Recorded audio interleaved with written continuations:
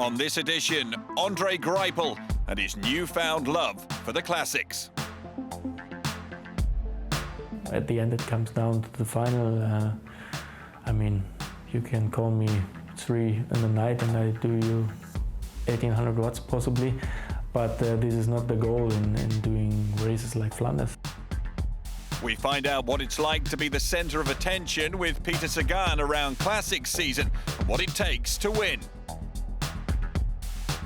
Battle about the seconds, about good decision in right moment.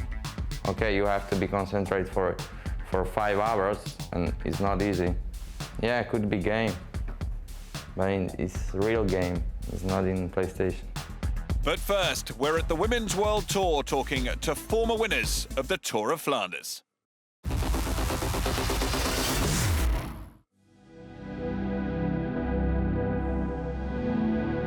The Tour of Flanders is special because it's probably the most iconic classic on our calendar. I've always wanted to win it ever since I first did it, so it was a dream come true to finally tick it off the list. It's a challenging race with a lot of hills and a lot of cobble sections, so it's a lot about positioning and you need some luck and you do not need bad luck. I couldn't believe it.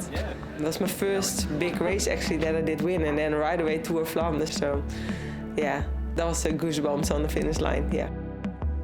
Winning a race when you are solo, it's amazing, but winning Flanders solo, it's incredible. For me, it's been one of the best emotions in cycling.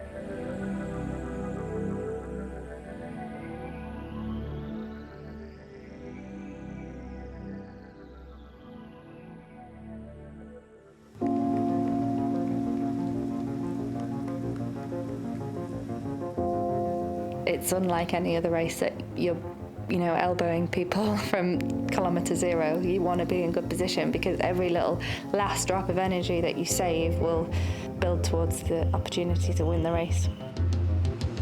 I'm very a traditional girl, so I like to have the Moor back because I think the Moor has been always part of of Flanders and it needs to be in. I remember when I did win Tour of Flanders was the last time that we did go on the Muur, and there are so many people watching there and really shouting, and it's like there's so much decibels going up that climb. I'm more of a time trialer, so I need to use my time trial strengths and therefore I need to attack early normally. You have never time for resting, and you need to find out the very few parts in which you can a bit relax or eat and drink, and you need to recover fast and get ready for the next left-right cobbles.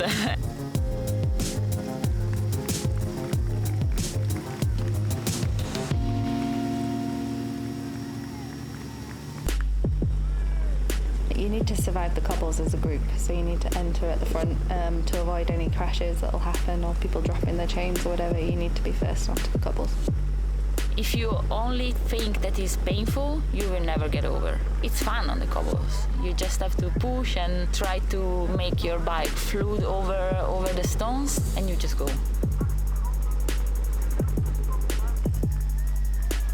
Instinct is part of the job, is part of you, and sometimes you have to leave apart tactics and listen to your body, listen to your instinct and go. When I won Flanders, I won it by instinct.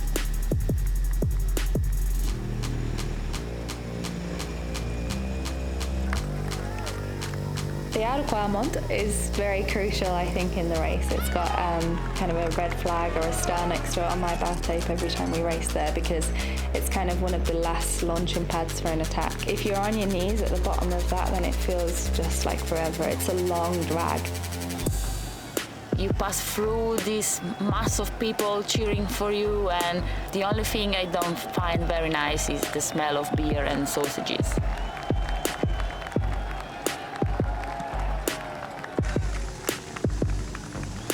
Paterberg is where it suits me. It's steep, it's short, but it's really punchy and powerful. It's only a couple of times in your career where you start that climb at the bottom and think, I'm going to cause some damage here. Most of the time for me, it's about surviving it.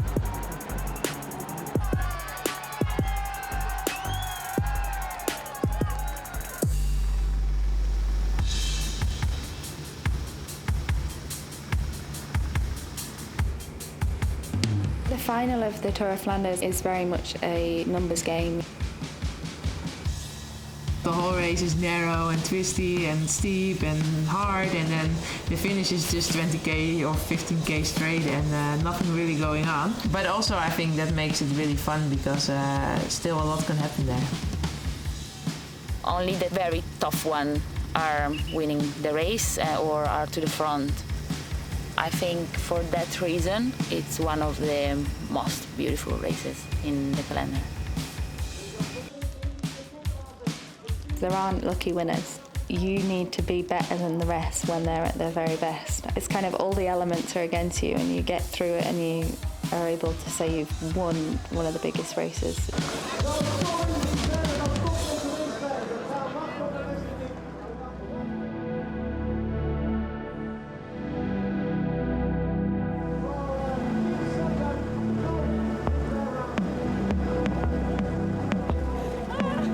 I think you need to be just a strong rider to win it because it's one of the hardest sprint classics. That feeling of knowing that you're going to win the Ronde van Vlaanderen, that's really amazing.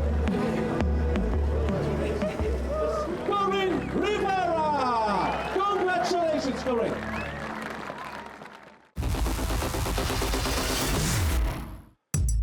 Regarded as one of cycling's top sprinters, Lotto Soudal's Andre Greipel has also turned his attention toward the Tour of Flanders and Paris-Roubaix over recent years. So how does the three-time German road race champion divide his focus between chasing Grand Tour stage wins and peaking for the cobbled classics? The aim is still to be a sprinter. I think I'm still, hopefully, natural fast somehow, but for sure. My aim is to build an engine towards the classics. These are all monuments. When I went into a Belgian team 2011, I started to realize how big this culture is in this Belgian culture. This whole cycling thing is just so big, and somehow I got infected by that, and every year by year I started to realize how nice these races are. This year I just tried to set a new goal, challenge myself, and just trying to have a good result, or also just being a better helper than I did in the last years. Here goes Greipel. Greipel to attack. So it's a tale of the Germans with 100 kilometers to go in the Ronde van Vlaanderen. I love cycling, and I love the monuments, I just want to try to be part of it somehow, and actually it's also my character to race like this. Okay, I'm a sprinter, I have to really hold back until the sprint, but still inside me maybe I'm somebody who likes to race. Actually I didn't change so much in the winter. You need to be focused on the basic training anyway, but I still want to be up there for the sprints, so I would never forget to train my strengths. But I think the mental part is quite important, to set your mind up towards the classics. For sure, it's always nice to speak about numbers or whatever, but at the end it comes down to the final. I mean, you can call me 3 in the night and I do you 1800 watts possibly, but this is not the goal in doing races like Flanders. Andre Greipel on the Koppenberg. It looks as though he's in the right position given what happened behind. Positioning before important points is of course always a thing you need to have. Sometimes every position counts, and when you saved a bit energy before you enter the sector, you are 2 or 3 positions behind, it could possibly split. Then you made a mistake already, and then you use more energy than you would have used before. You can start a classic and you have before you have a really good condition, but somehow you don't get in the flow and you're just not getting in this race, and you just don't perform like you wanted to. It's the same with Paris-Roubaix. You hate it or you love it, and once you stop really racing in Roubaix, it's the beginning of the end.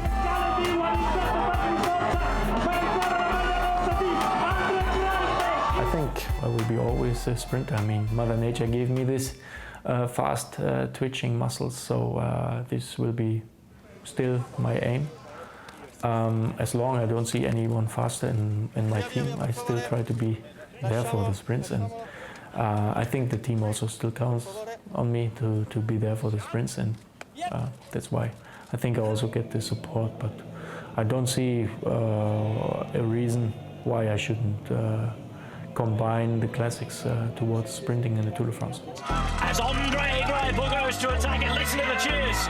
Listen to the cheers. Andre Greipel giving it a right go on the Molenberg. This is good to see. Actually, I'm more than Flandrian than they think, but I keep myself quiet. I understand everything, and they are just really nice people, especially when you just take the part of these 2 really monument weeks where everybody takes time off work and trying to live these monuments, and this would in fact affect really every rider in who knows something about cycling. So yeah, let's say I always say when you were not riding for a Belgian team, you don't know so much about cycling, then you would know when you are riding for a Belgian team.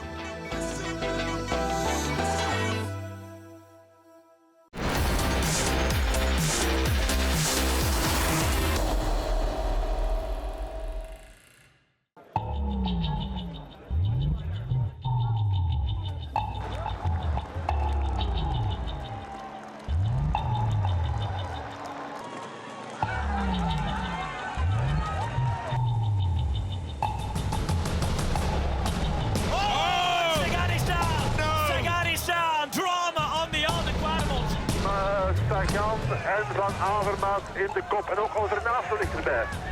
Dokter.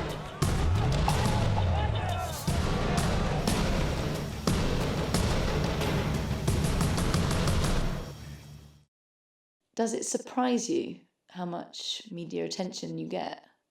Is it strange?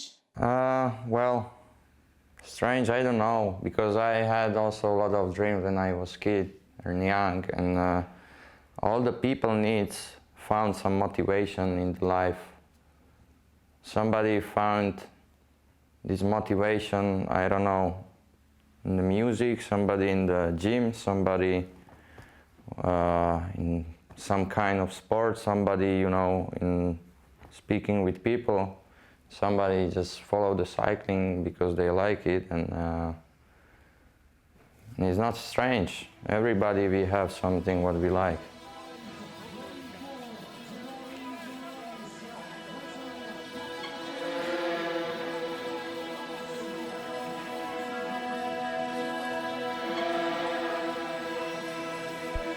You don't see these riders come along too often that aren't afraid to kind of strut their stuff, because he's got this charisma that sells well, you know, and he's not afraid to ride wheelies after he wins a race.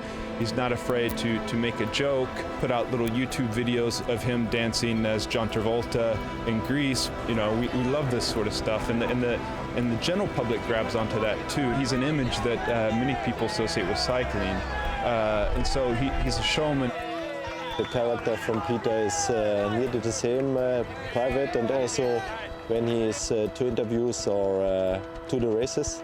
And yeah, we are happy that we have that kind of rider. He is fresh, he is personally, and he talks what he's thinking, and I think also the people like it. To you, is cycling kind of a bit of a game? Also battle, the mentally battle with somebody. It's maybe battle about the seconds, about good decision in right moment. Okay, you have to be concentrated for 5 hours, and it's not easy. Yeah, it could be game, but it's a real game. It's not in PlayStation.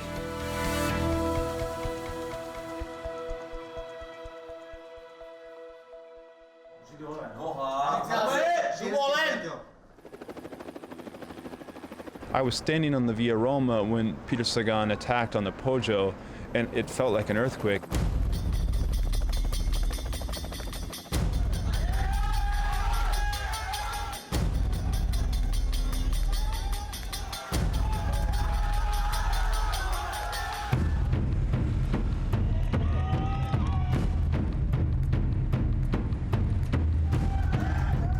Is he going to make it stick? Kwiatkowski tries to come around the outside. Kwiatkowski's there, they bunch up. Kwiatkowski has on him. Oh, I cannot tell you at the line.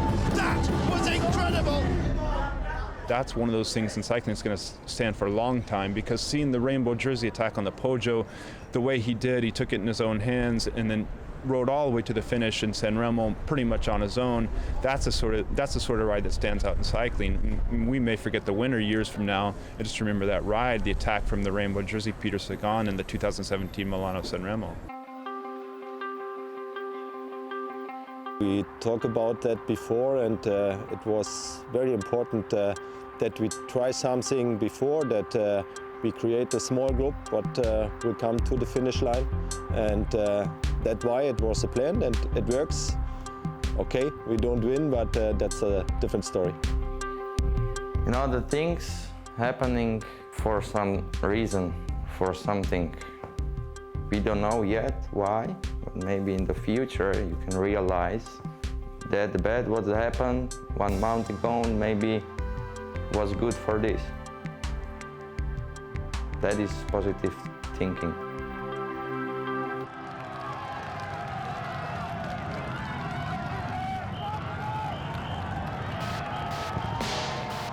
Problem is with Peter Sagan is that he's so dominant. Teams are riding negatively in a sense to try to beat him, and so he's getting a lot of second place results because of that.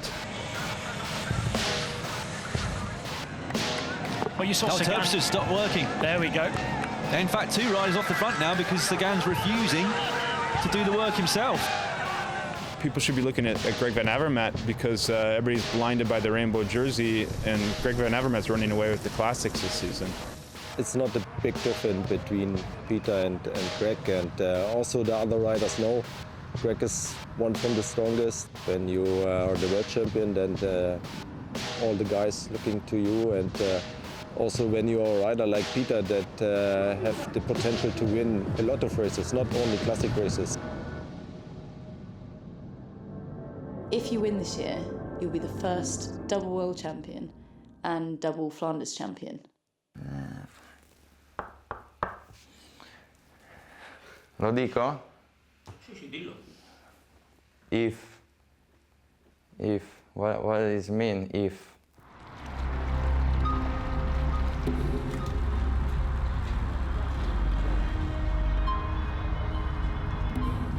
Some races are not so important, and then he is very relaxed and funny, and in some races you have to be very concentrated and focused. When not, then you don't have the possibility to win. And yeah, I think now we are at that moment. The next 2 races, Flanders and Paris-Roubaix, is very important for Peter and also for the team.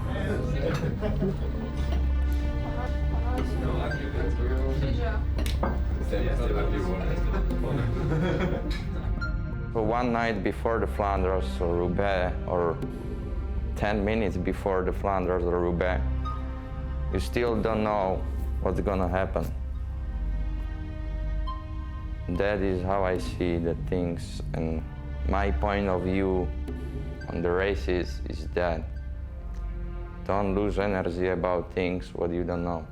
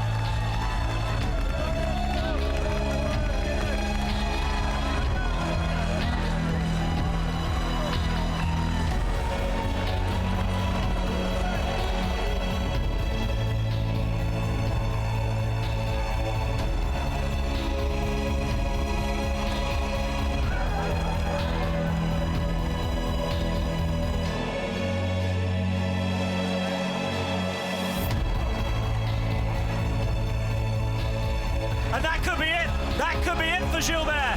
Oh, no. Gutted. Sagan, I'm afraid he's not going to win the Ronde van Vlaanderen this year.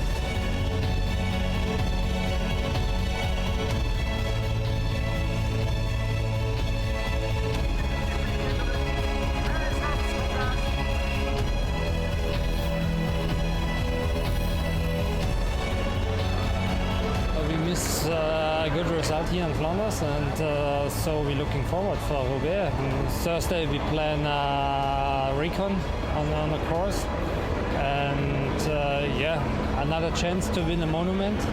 That was the team goal. Already 2 monuments are done, and so we're looking forward for Paris-Roubaix.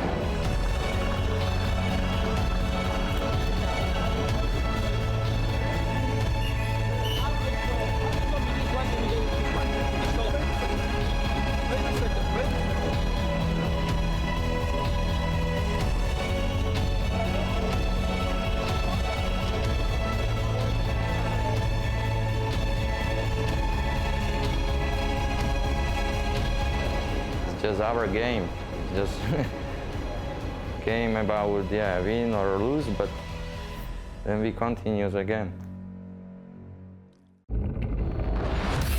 That's all for this week. Join us next time on inCycle. But until then, keep up to date with us across social media.